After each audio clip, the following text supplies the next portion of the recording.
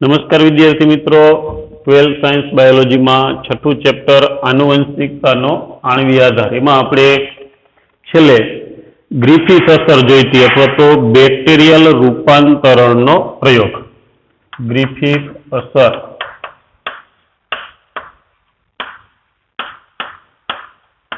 अथवा बेक्टेरियल रूपांतरणनो प्रयोग।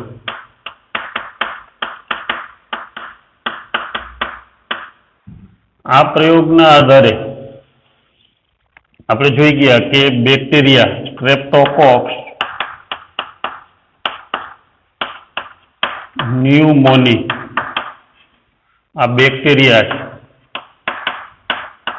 એની અંદર બે જાતિ હતી, એક આર સ્ટ્રેન અને એ સ્ટ્રેન। આ એ સ્ટ્રેન હતા એ ઝેરી બેક્ટેરિયા અને આર સ્ટ્રેન છે એ બિનઝેરી બેક્ટેરિયા। હવે છેલ્લા પ્રયોગની અંદર આપણે શું કર્યું હતું તો કે આ એ સ્ટ્રેન જે છે એ ગરમીથી મારી નાખેલા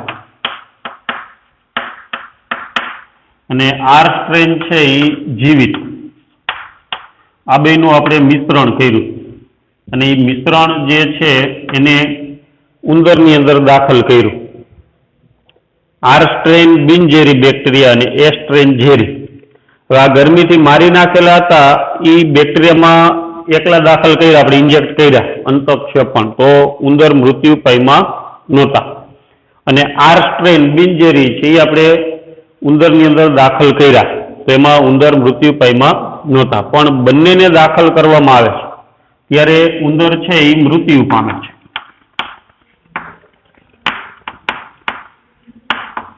અને આ જે બેક્ટેરિયા હતા આ તો મૃત હતા જ, પણ આ બેક્ટેરિયા બિનઝેરી હતા એમાંથી કેવા થઈ ગયા ઝેરી, અથવા તો આર સ્ટ્રેન માંથી કેમાં ફેરવાઈ ગયા એ સ્ટ્રેન ની અંદર। એટલે આ રૂપાંતરણનો પ્રયોગ હતો। બેક્ટેરિયામાં જે ફેરફાર થયો, રૂપાંતરણ થયું, એ ખાસ કરીને જે ગ્રિફિથ છે એ સમજાવી શકતો નથી। ગ્રિફિથ આજે એ સ્ટ્રેન માંથી કયું દ્રવ્ય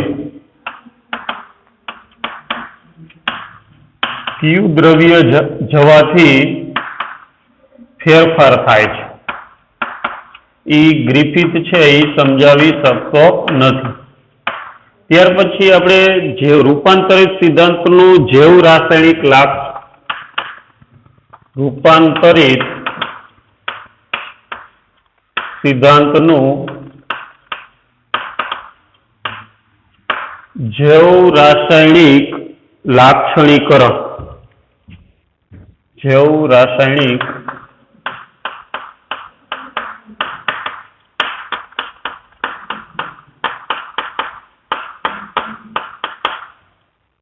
આ આપણે જોવાનું છે। રૂપાંતરિત સિદ્ધાંતનું જૈવ રાસાયણિક લાક્ષણિકરણ अथवा तो शा माटे ए स्ट्रेन आर स्ट्रेन छे ए स्ट्रेन में फेरवाय छे। एमां एवरी, मैक्लिओड अने मैकार्टी, ओस्वाल्ड एवरी,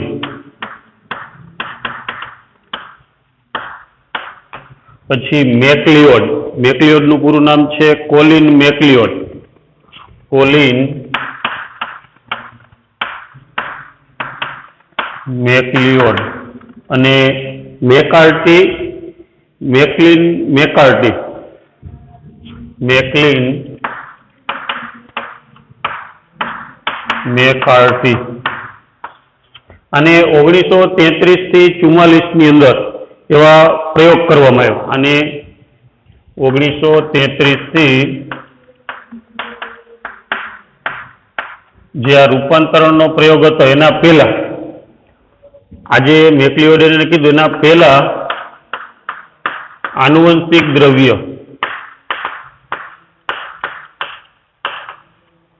आनुवंशिक द्रव्य कोने मानवामां आवतुं हतुं तो के प्रोटीन ने मानवामां आवतुं हतुं।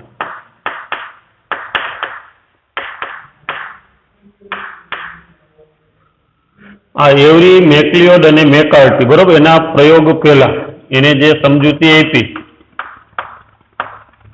એ સમજૂતી પહેલા આનુવંશિક દ્રવ્ય કયું હતું? તો કે આનુવંશિક દ્રવ્ય છે એ પ્રોટીન છે એવું માનવામાં આવતું.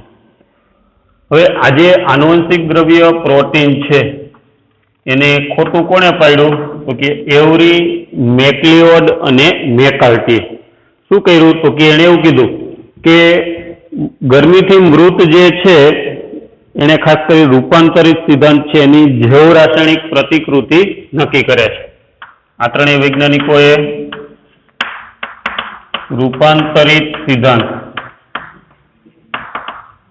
એની જૈવ રાસાયણિક કયા રસાયણના કારણે જે બેક્ટેરિયા છે એમાંથી ફેરફાર થાય, એટલે કે એસ કોષ હતા જે ગરમીથી મારી નાખેલા,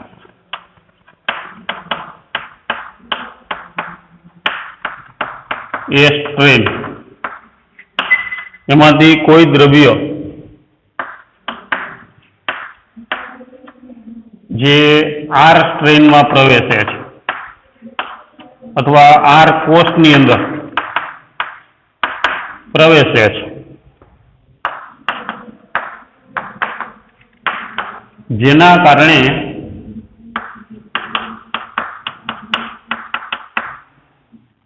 આર સ્ટ્રેન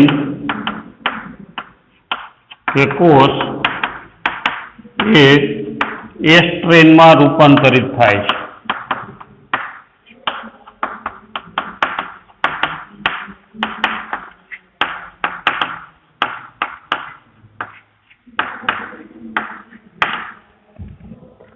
જો ગરમીથી મારી નાખેલા જે ઝેરી બેક્ટેરિયા હતા એમાંથી દ્રવ્ય કેમાં જાય છે?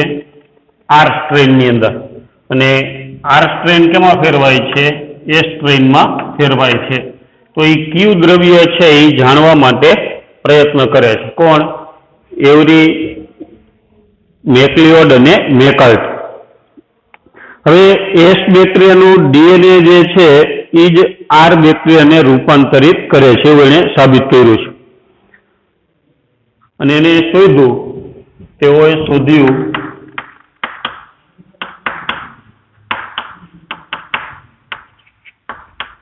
કે એ સ્ટ્રેનનું ડીએનએ દ્રવ્ય આર સ્ટ્રેનને એ સ્ટ્રેનમાં રૂપાંતરિત કરે છે.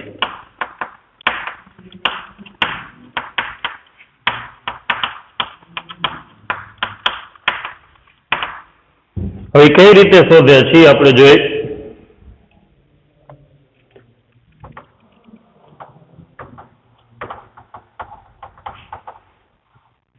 જો એ રૂપાંતરિત જે પ્રયોગ છે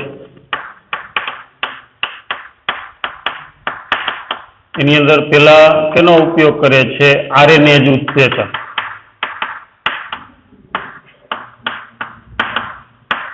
ને દાખલ કરે છે. તો આ પ્રયોગમાં ફેરફાર થતો નથી. આ ઉત્સેચક છે કયો? આરએનએ એજ ઉત્સેચક. એ કેનું પાચન કરે?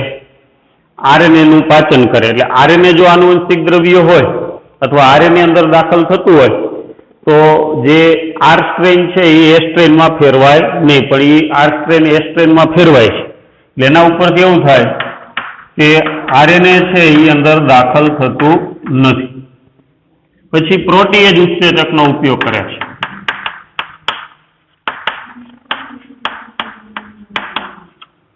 ઉત્સેચકને દાખલ કરે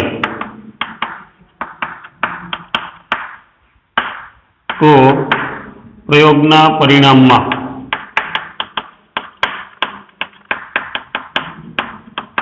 ફેરફાર થતો નથી. પ્રોટીએજ ઉત્સેચક કેનું પાચન કરે? પ્રોટીનનું. પણ એટલે એના ઉપરથી એવું થાય કે પ્રોટીન છે એ પણ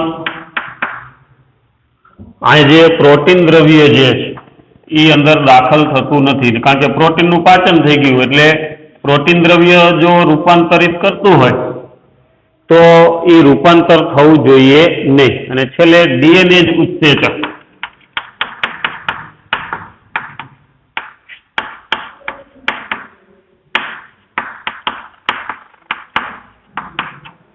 દાખલ કરવામાં આવે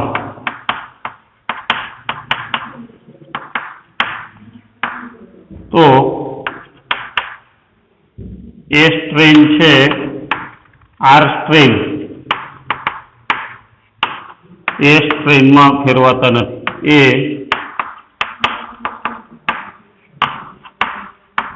ફેરવાતા નથી એટલે કે એ સ્ટ્રેન જે મરી ગયેલા હતા એમાંથી કયું દ્રવ્ય દાખલ થાય છે? ડીએનએ છે એ આર સ્ટ્રેનમાં દાખલ થાય, અથવા તો જે આર સ્ટ્રેનમાં પ્રવેશતું દ્રવ્ય એ શું છે? ડીએનએ છે.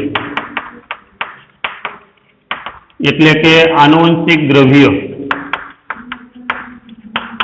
જનીન દ્રવ્ય કયું છે? ડીએનએ. બીજી વખત ધ્યાન આપો, જે ગ્રિફિથ અસર આપણે જોઈ ગયા આ બેક્ટેરિયલ રૂપાંતરણનો પ્રયોગ, બરોબર, એના આધારે કયું રાસાયણિક દ્રવ્ય અથવા કયું રસાયણ છે એ આ રૂપાંતરિત પ્રયોગ માટે જવાબદાર, અથવા તો ગરમીથી મારી નાખેલા એ સ્ટ્રેનમાંથી કયું દ્રવ્ય આર સ્ટ્રેનમાં દાખલ થાય છે? એ જૈવ રાસાયણિક લાક્ષણિકરણનું પૃથ્થકરણ કોણ કરે છે?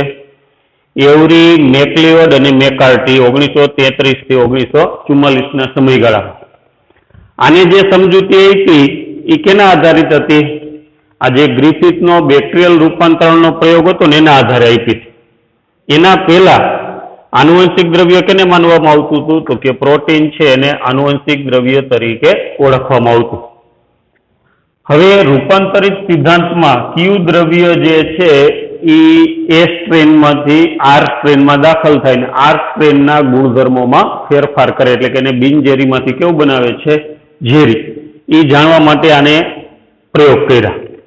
શું એને નક્કી કરવું હતું? તો કે એને એ નક્કી કરવું હતું કે ગરમીથી મારી નાખેલા એ સ્ટ્રેન છે એમાંથી કોઈ એક દ્રવ્ય કેની અંદર દાખલ થાય છે? આર સ્ટ્રેન કે આર કોષમાં.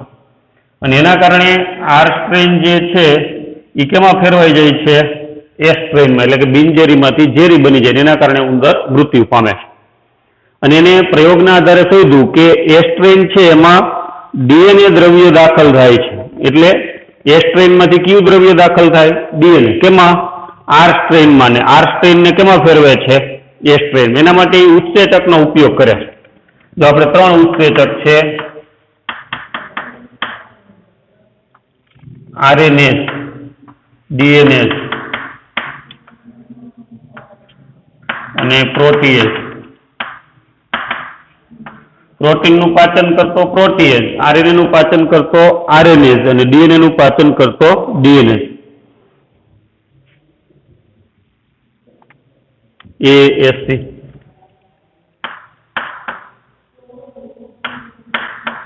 તો જો પેલા આરએનએ દ્રવ્ય આખા પ્રયોગની અંદર જે મિક્સ કર્યા આપણે ગરમીથી મારી નાખેલા ઝેરી બેક્ટેરિયા, બિનઝેરી બેક્ટેરિયા, એની અરે પેલા શું એડ કરી દીધું? આરએનએ જ ઉત્સેચક દાખલ કરી દીધું. આરએનએ જ ઉત્સેચક શું કરે? આરએનએ નું પાચન કરે. જો આરએનએ નું અંદર દ્રવ્ય દાખલ થતું હોય તો આ પ્રયોગ છે એમાં આર સ્ટ્રેન એ સ્ટ્રેનમાં ફેરવાય નહીં. પણ એવું થયું નહીં, એટલે કે પ્રયોગમાં કોઈ ફેરફાર નથી થતો, એટલે કે આરએનએ છે એ દાખલ થતું નથી. પ્રોટીએઝનો ઉપયોગ કરે તો પ્રોટીનનું પાચન થઈ જાય. તો એ સ્ટ્રેનમાંથી પ્રોટીન છે એ પણ દાખલ થતું નથી. પણ જ્યારે આ ડીએનએનો ઉપયોગ કરવામાં આવે એટલે ડીએનએ નું પાચન થઈ જાય તો એ સ્ટ્રેનમાંથી ડીએનએ છે એ આ સ્ટ્રેનમાં દાખલ થઈ શકે નહીં. ડીએનએ નું પાચન થઈ જાય એટલે ડીએનએ દાખલ નથી થઈ શકતું. એટલે શું થશે? તો કે ગરમીથી મારી નાખેલા જે એ સ્ટ્રેન હતા એમાંથી ડીએનએ આર સ્ટ્રેનમાં દાખલ થઈ શક્યું નહીં. દાખલ ન થઈ શક્યું એટલે આર સ્ટ્રેન એ સ્ટ્રેનમાં ફેરવાતા નથી. એટલે કે આ પ્રયોગમાં પરિણામ જે આપણને મળતું હતું ઉંદર મૃત્યુ પામે, તો એ મૃત્યુ પામતા નથી. એટલે એના ઉપરથી એને એમ કીધું કે આર સ્ટ્રેનની અંદર પ્રવેશતું દ્રવ્ય કયું છે? ए स्ट्रेनमांथी तो के डीएनए એટલે જનીન દ્રવ્ય કે આનુવંશિક દ્રવ્ય ડીએનએ છે એવી માહિતી આ રૂપાંતરિત સિદ્ધાંતનું જૈવ રાસાયણિક લાક્ષણિકરણ તરીકે ઓળખવામાં આવે છે. એ કેના આધારિત છે? ગ્રિફિથના પ્રયોગ આધારિત છે. બરોબર. તો રૂપાંતરિત સિદ્ધાંતનું જૈવ રાસાયણિક લાક્ષણિકરણ એ લખી નાખો.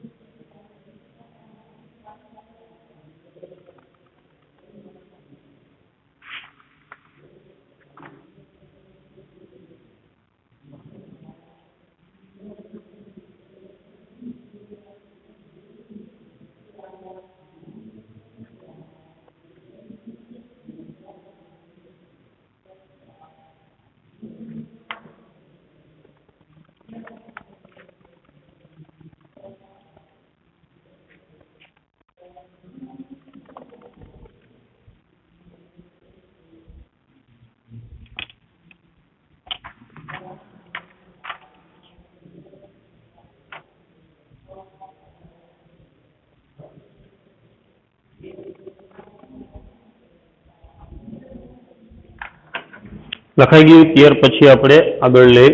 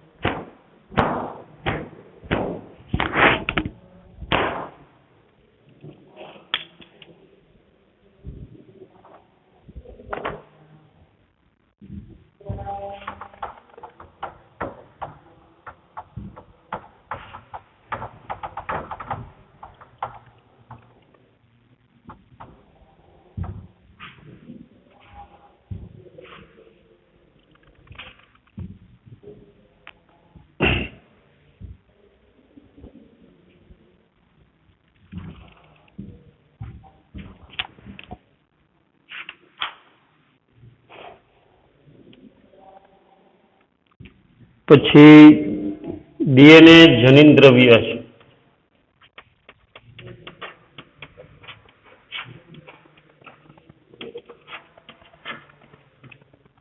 તેના માટે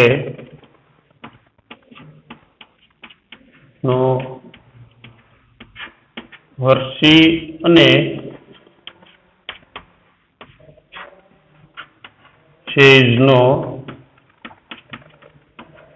પ્રયોગ વર્ણો. DNA છે એ જ જનીન દ્રવ્ય, એના માટે કયો? હર્શી અને ચેઝ. પેલા એવરી, મેકલિયોડ અને મેકાર્ટીએ રૂપાંતરિત સિદ્ધાંતના આધારે સમજાવ્યું. ત્યાર પછી DNA જ આનુવંશિક દ્રવ્ય છે.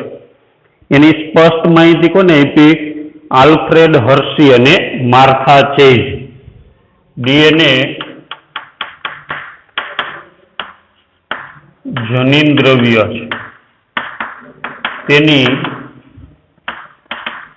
સ્પષ્ટ માહિતી આલ્ફ્રેડ હર્શી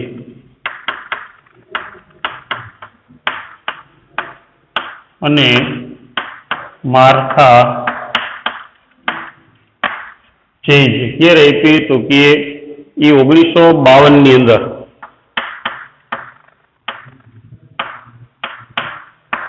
માહિતી આપે છે.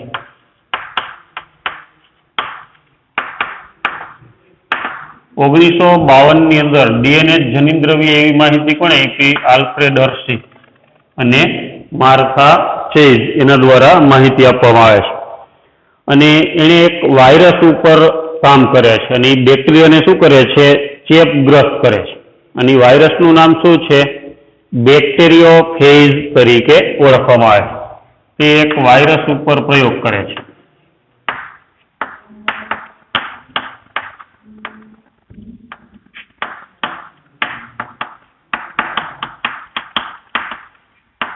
જે બેક્ટેરિયાને ચેપગ્રસ્ત કરે છે.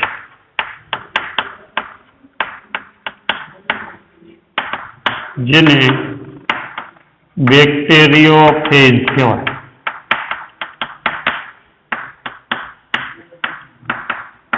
એ વાયરસનું નામ છે. વાયરસનું નામ શું? ટૂંકમાં વાયરસ છે એ બેક્ટેરિયાને અસર પહોંચાડે, ચેપ લગાડે, અને એ જે વાયરસ છે બેક્ટેરિયાને ચેપ લગાડે એનું નામ છે બેક્ટેરિયોફેજ. હવે બેક્ટેરિયોફેજ જે છે એ બેક્ટેરિયા સાથે ચોંટી જાય. વાયરસ જે છે એ કેની હારે ચોંટી જાય? બેક્ટેરિયા સાથે ચોંટી જાય. અને બેક્ટેરિયાનું જનીન દ્રવ્ય જે છે, વાયરસ બેક્ટેરિયા હારે ચોંટી અને વાયરસ જે છે એ એનું જનીન દ્રવ્ય કેમાં દાખલ કરી દે? બેક્ટેરિયામાં. આ દાખલ તરીકે વાયરસ છે એ બેક્ટેરિયા હારે ચોંટી જાય અને વાયરસનું જનીન દ્રવ્ય કેમાં દાખલ થઈ જાય? બેક્ટેરિયા. અને બેક્ટેરિયા જે છે એ વાયરસનું જે જનીન દ્રવ્ય છે એને પોતાનું સમજે અને એમાંથી નવા વાયરસના કણો કે એની સંતતિનું નિર્માણ કરે છે. બેક્ટેરિયોફેજ છે એ બેક્ટેરિયા સાથે ચોંટે છે. બેક્ટેરિયોફેજ એ બેક્ટેરિયા સાથે ચોંટે છે અને પોતાનું જનીન દ્રવ્ય બેક્ટેરિયામાં દાખલ કરે છે.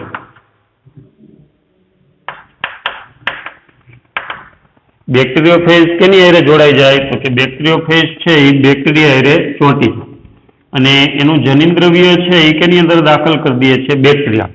હવે બેક્ટેરિયા છે એ વાયરસના જનીન દ્રવ્યને પોતાનું સમજી લે. વાયરસ પેલા કેની હારે ચોંટે? બેક્ટેરિયા હારે ચોંટે. પછી વાયરસ એનું જનીન દ્રવ્ય કેમાં દાખલ કરી દે? બેક્ટેરિયાની. હવે બેક્ટેરિયા શું કરશે? તો કે બેક્ટેરિયા કોષ જે છે એ વાયરસનું જે જનીન દ્રવ્ય, આનુવંશિક દ્રવ્યને પોતાનું સમજે અને એમાંથી વાયરસના કણોનું નિર્માણ કરે છે. જો બેક્ટેરિયલ કોષ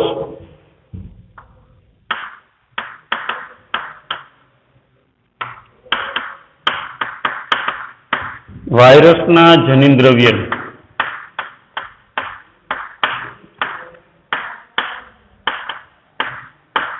પોતાનું સમજી લે છે.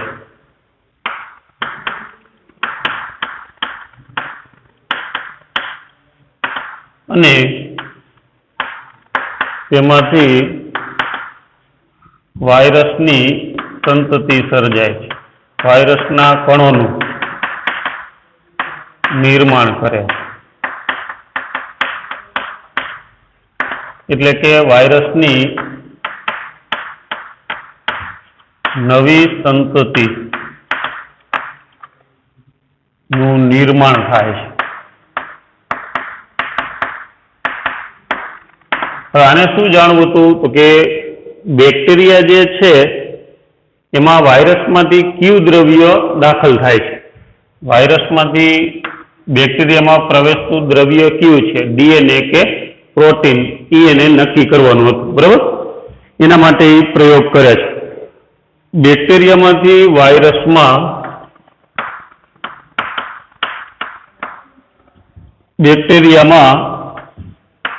વાયરસમાંથી કયું દ્રવ્ય દાખલ થાય છે.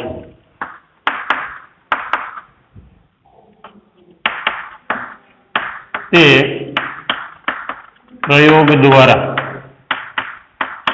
નક્કી કરવામાં આવે છે.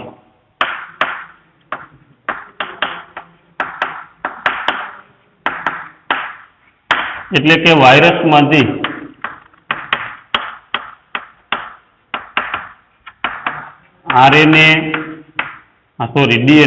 ડીએનએ કે પ્રોટીન બેક્ટેરિયામાં કયું દ્રવ્ય દાખલ થાય છે. વાયરસમાંથી બેક્ટેરિયામાં આરએનએ, ડીએનએ કે પ્રોટીન કયું દ્રવ્ય દાખલ થાય છે તે માહિતી પૂરી પાડે છે.